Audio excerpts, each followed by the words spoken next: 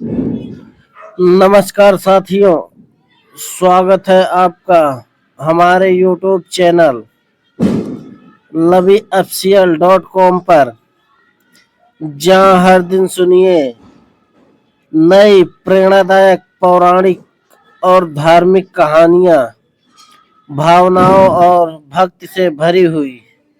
जुड़िए हमारे साथ और चलिए लौट चलते हैं उस दिव्य युग में जहां धर्म, श्राप, लीला और इतिहास एक साथ सांस लेते हैं। महाभारत का युद्ध 18 दिनों तक चला। रक्त की नदियां बहती रही, महान योद्धा धराशायी होते गए और अंततः धर्म की विजय हुई। कुरुक्षेत्र के मैदान में शांति छा गई थी, लेकिन एक गूढ़ लीला अभी बाकी थी। युद्ध समाप्त होने के बाद अर्जुन अपने रथ में बैठे, वही दिव्य रथ जिस पर भगवान श्री कृष्ण स्वयं सारथी के रूप में विराजमान थे और जिसके ध्वज पर पवन पुत्र हनुमान की गर्जना गूंजती थी। श्री कृष्ण मुस्कुराते हुए बोले, अर्जुन, पहले तुम नीचे उतर आओ। अर्जुन आज्ञा का पालन करते हुए रथ से नीचे उतर आया। तभी श्री कृष्ण ने हनुमान जी को संकेत किया ध्वज से उतरने का। जैसे ही श्री हनुमान ध्वज से उतरे, वैसे विस्मयकारी दृश्य हुआ कि अर्जुन के चरण थरथर उठे, रथ के अश्व जीवित ही जलने लगे और रथ में भीषण विस्फोट हुआ। वह दिव्य रथ राख में बदल गया। अर्जुन ने विस्मय और भय में श्री कृष्ण की ओर देखा। तब प्रभु ने गंभीर स्वर में कहा, अर्जुन, यह रथ अब तक पितामह भीष्म, गुरु द्रोण, कर्ण और अश्वत्थामा जैसे महायोद्धाओं के विनाशकारी अस्त्रों को झेलता आया। यह संभव हुआ केवल मेरी कृपा और हनुमान जी की शक्ति से। अब जब हम उतर गए हैं रथ पर, उन अस्त्रों का प्रभाव प्रकट हुआ। यह दृश्य अर्जुन के हृदय में सदैव के लिए अंकित हो गया। उसे समझ में आ गया कि विजय केवल शास्त्रों से नहीं, बल्कि ईश्वर की कृपा भी थी। युद्ध के बाद भगवान श्री कृष्ण शोकाकुल गांधारी के पास सांत्वना देने पहुंचे।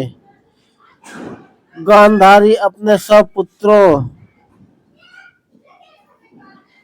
की मृत्यु से व्याकुल थी। जैसे ही उसने श्री कृष्ण को देखा, क्रोध और पीड़ा से भरकर बोली, हे माधव, जिस प्रकार मेरे पुत्र आपस में लड़कर नष्ट हुए, वैसे ही तुम्हारे यदुवंश का भी नाश होगा।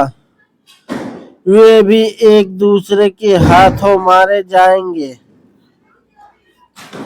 श्री कृष्ण ने उस शाप को शांतिपूर्वक स्वीकार कर लिया, क्योंकि वे जानते थे यह भी उनकी दिव्य योजना का एक ही अंश था। कुछ समय बाद कुछ यदुवंशी बालकों में अहंकार में आकर दुर्वासा ऋषि का अपमान कर दिया। दुर्वासा ऋषि क्रोधित हो उठे और बोले, तुम्हारा यदुवंश नष्ट हो जाएगा। समय बीता, प्रभास क्षेत्र में एक पर्व का दिन आया। यदुवंशी एकत्र हुए, मदिरा पी और मदहोशी में अहंकार में अपना विकराल रूप दिखाया। मदिरा के मतवाले यदुवंशी आपस में लड़ पड़े और देखते ही देखते यदुवंश के वीर एक दूसरे को मारने लगे।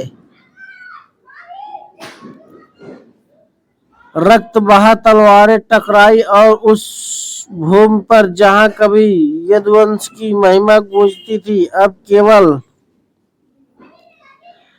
करुणा और विनाश की प्रतिध्वनि थी।